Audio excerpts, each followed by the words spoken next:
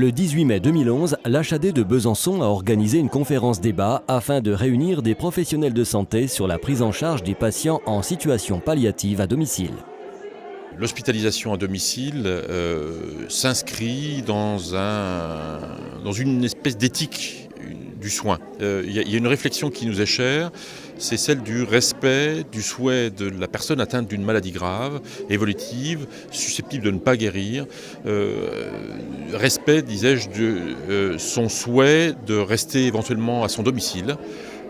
Quand bien même sa situation médicale serait compliquée. Une des conséquences du progrès, qui n'est peut-être pas celle qu'on aurait imaginée, n'est pas uniquement de guérir, mais de vivre longtemps avec des maladies. On est en train de transformer le paysage de l'organisation de la santé, du fait qu'on transforme des maladies aiguës en maladies chroniques. Le cancer en est un exemple, les maladies neurodégénératives en sont un autre. Le vieillissement, tout simplement, de la population génère finalement des questions qui sont à la croisée d'un questionnement éthique et d'exigences de qualité de vie bien légitimes des personnes. Je crois que l'HAD s'inscrit dans cette réflexion. En tout cas, c'est tout le bien qu'on puisse lui souhaiter. Le rôle du médecin coordonnateur aux soins de l'HAD consiste à coordonner la prise en charge d'un patient pour un retour ou un maintien à domicile. C'est-à-dire qu'on reste en relation avec les médecins hospitaliers ou demandeurs de prise en charge et le médecin traitant.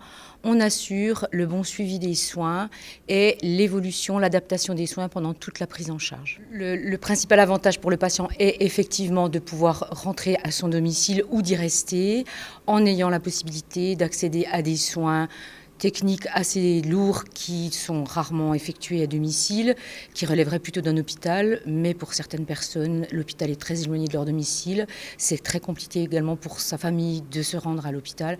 Et donc là, on permet et au patient et à sa famille de rester dans son environnement habituel et selon la pathologie en cours, d'apprécier le fait de terminer sa vie à son domicile, comme c'est le cas en soins palliatifs.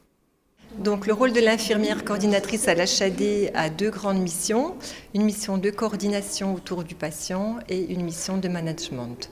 Donc la mission de coordination, c'est donc l'évaluation du patient généralement à l'hôpital. Ensuite, mise en place d'un projet de soins avec le médecin coordonnateur, évaluation du domicile, mise en place des intervenants et suivi du patient à son domicile.